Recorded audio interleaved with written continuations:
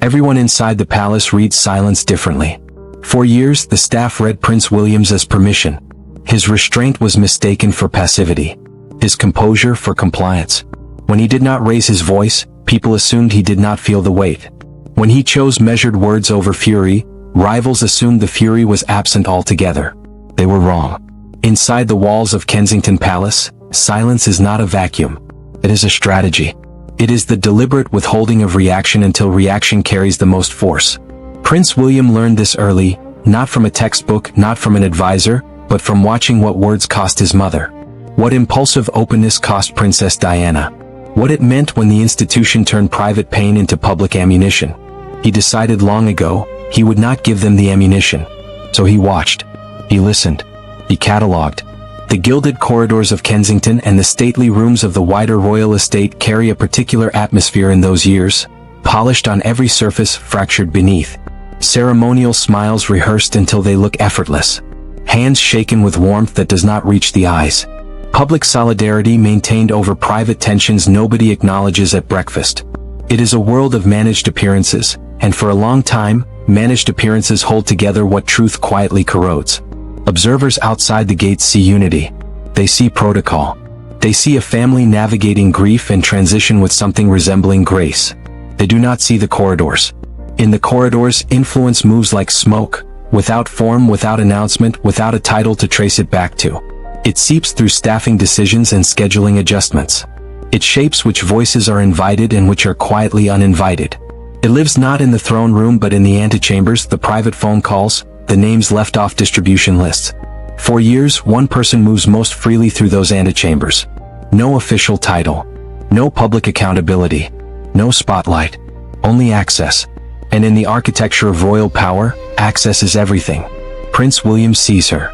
He watches the footprint she leaves behind each decision. He files it, quietly, methodically, without spectacle. Because he understands something his silence conceals from everyone watching. Patience is not weakness. Patience is preparation.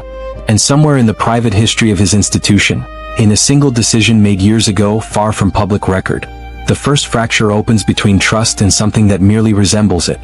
The seed takes years to surface, but it has already been planted. Her name is Celeste Harrow. She carries no formal title. Her name does not appear on organizational charts circulated to the press. She does not brief journalists or lead press conferences. At official events, she stands 3 rows back, holding a clipboard, wearing an expression of efficient calm. And yet, when a staffing recommendation moves upward for approval, it carries her fingerprints. When an invitation list is quietly revised, her reasoning is embedded in the revision. When a speaking slot is reassigned or a program adjusted, the instructions originate from a voice she controls through proximity. Celeste Harrow has spent a decade learning one foundational truth about institutional power. Thrones are ceremonial. Corridors are operational. She does not want the throne. She wants the corridor. She wants the quiet authority that outlasts public figures because it never becomes publicly visible enough to be publicly challenged. She has built herself into the connective tissue of the household, not through formal appointment but through the slow accumulation of indispensability. She knows which sponsor requires careful handling. She knows which family has a complicated history with a particular event. She knows which journalist is friendly and which requires a buffer. She makes herself the buffer. Her influence expands because those above her find her useful. The results she delivers look polished. Events run without apparent incident. The visible order holds because she manages the invisible disorder underneath, or so the institution believes. What they do not see is the gradual shift in her own understanding of her role. There is a line between managing access and controlling it, between being indispensable and becoming a gatekeeper who decides, unilaterally, who and what deserves to pass through. Celeste has crossed that line so incrementally that she does not register the crossing herself. Each small decision feels like efficient judgment. Each substitution feels like problem solving. She does not call it overreach. She calls it competence. And for a long time, the institution rewards her for it, because the surface remains smooth, and smooth surfaces are what institutions prize above honesty. There is another dimension beneath the professional one. Queen Camilla trusts Celeste. Not with the wary trust reserved for hired talent, but with the particular emotional dependency that forms when someone makes your life consistently easier in a world that is consistently difficult. Celeste anticipates needs. She removes friction. She shields discomfort. It is not villainy. It is misplaced intimacy. It is trust offered to someone who confuses loyalty to a person with authority over an institution. Then she makes one move that crosses from strategy into something far more dangerous. The Remembrance Initiative does not begin as a headline. It begins as a conviction. Prince William has spent years listening to military families who fall into the gaps between official gratitude and lived support. He sits across from fathers who've lost daughters in conflicts the public has already moved past. He hears from mothers who show up to ceremonies in borrowed clothes because the cost of travel alone pushes the month into deficit.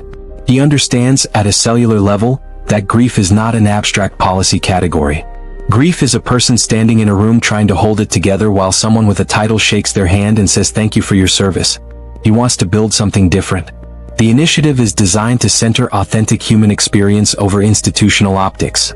The program structure is intentionally less polished, because polish, he believes, is the enemy of truth at events like this. Real grief does not arrive in pressed linen with pre-approved talking points. It arrives in a trembling voice, in a pause that lasts too long before the sentence continues. A grieving mother is selected to speak. Her name is Margaret Ains. She lost her son, Corporal Daniel Ains, 18 months prior. She is not a professional speaker. She has no media training. Her statement, when she drafts it, is uneven in structure and devastating in impact. It is the kind of testimony that does not photograph well, raw-eyed, real-voiced, unrehearsed. It is exactly what the event needs. For once, the program has heart rather than structure. For once, the room might actually feel something instead of simply witnessing something. The planning team finalizes the schedule. Prince William reviews the agenda twice and confirms it personally. The preparations proceed. And then, without announcement, a revised schedule appears in the distribution system. Quiet, efficient, formatted in the same font as every other official document, giving it the appearance of routine administrative adjustment. Prince William does not receive this revision directly. One name is suddenly missing from the speaker list. Margaret Ains is gone. In her place, a corporate sponsor, a logistics company with military contracts, their representative equipped with a polished 3-minute statement about partnership and national commitment. The heart of the event has been quietly removed. The justification arrives in an internal note. 3 lines. Bureaucratic in tone. The speaker change is attributed to concerns about emotional unpredictability, a phrase deployed with the casualness of someone who has used institutional language to manage inconvenient humanity many times before. Emotional unpredictability. The phrase lands in Prince William's awareness like a blade finding a precise angle, because he knows what it means. He has lived inside institutions long enough to decode the language they reach for when authenticity becomes inconvenient. Emotional unpredictability does not mean the speaker is unstable. It means the speaker might say something that hasn't been pre-cleared. It means the speaker might cry. It means the room might feel something unscripted, something beyond the control of whoever is managing the event's surface temperature. It means a grieving mother is a risk to be managed. He learns of the change 2 days before the event. One of the junior event coordinators mentions it in passing, assuming he has already been briefed. He has not.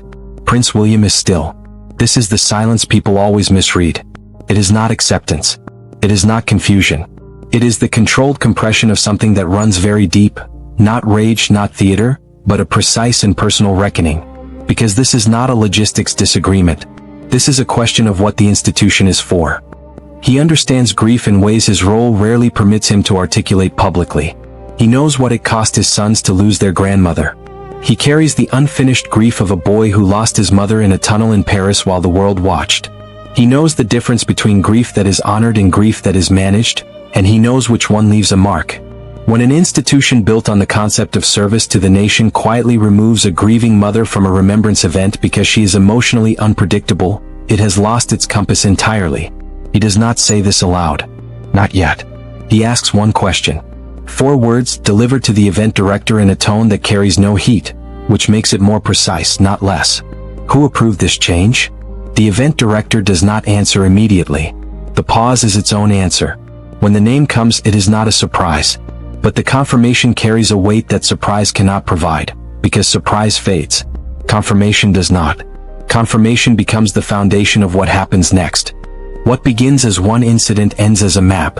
Prince William does not react publicly to the speaker substitution. He does not issue a correction through official communications. He does not summon anyone to a formal meeting. He reinstates Margaret Ains to the program through a quiet instruction to the original event coordinator, and then he begins asking different questions. Not about this event. About the events before it. Within 72 hours, 3 members of the internal events and communications staff request private conversations. They come one at a time, separately, each unaware the others are speaking. What they bring is not coordinated. It is the accumulated, unexpressed discomfort of people who noticed things and had no sanction channel to say so. The pattern is consistent. Over 18 months, multiple events built around authentic community voices have been revised in the final stages of planning. Veterans' family representatives replaced by corporate partners. Community leaders from disadvantaged areas quietly dropped in favor of figures with better media profiles. Speakers who carried complicated grief, imperfect grammar, or unconventional delivery, excised. In each case, the substitution was presented as a last-minute logistical refinement. In each case, the revision originated from the same direction. Let that sink in. This was not a collection of isolated adjustments. It was a system. A filtering mechanism embedded inside the planning process for charitable and public service events that bore Prince William's name and reflected his stated values, operating without his awareness, without his approval, and in direct contradiction to the intent he had explicitly communicated. The voices he had chosen were being curated out of his own initiatives. Prince William orders a private internal review. It is not announced. It carries no formal title. It does not involve external journalists, communications teams, or public-facing personnel. It is handled through the household's internal governance channels, quietly and with methodical precision. No spectacle. No accusation issued before evidence is assembled. He is not building a scandal. He is building a record. Because scandals can be deflected. Records cannot. The deeper the review reaches, the more names surface. The more events are cross-referenced, the more the pattern tightens into something undeniable. Staff who had raised quiet concerns and been gently discouraged from pursuing them. Decisions framed as editorial guidance that were, in function, editorial control. Then one document surfaces that none of the internal team expected to find. A document that traces the interference not just through events and scheduling, but directly into operational decisions tied to Prince William's charitable framework. The scope of it changes everything.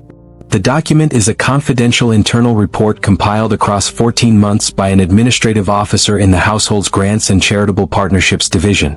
She had not intended it as an exposé.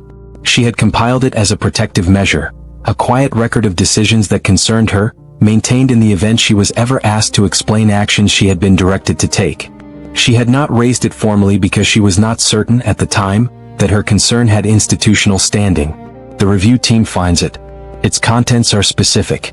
Dates, correspondence references, decision trails. Requests for program changes attributed not to the charitable leads or to Prince William's office directly, but routed through an intermediary whose authority to direct those decisions was never formally established. The report documents instances where Celeste Harrow had communicated instructions to charitable partners and event vendors that carried the implicit weight of senior approval. Instructions that, in several cases, were never reviewed by the relevant senior parties at all. She had become operational. Not advisory. Not consultative. Operational, making decisions, directing resources, shaping outcomes for initiatives she had no formal mandate to govern. And the document reveals something beyond Celeste alone. Others had noticed. Others had followed the instructions anyway, because the instructions arrived through channels of proximity to power, and proximity to power is its own form of authority in institutional environments where formal org charts and informal influence have long coexisted in uneasy tension. The institution now faces a choice that has no comfortable option. To protect loyalty is to enable the continuation of something that has demonstrably compromised the integrity of Prince William's most personal work. To protect integrity means dismantling a relationship embedded in the household for a decade, with consequences that extend beyond the professional and into the personal, because Celeste's role is not separate from Queen Camilla's trust. These are not abstractions. They are people. They are relationships. They are the lived interior of an institution whose exterior must always remain composed. One final signature remains on the internal review's recommendation. By morning it is given. It happens on a Tuesday. There is no announcement. No briefing circulated to staff. No email sent to the household's communications team requesting comment. No palace spokesperson positioned to soften the news in advance.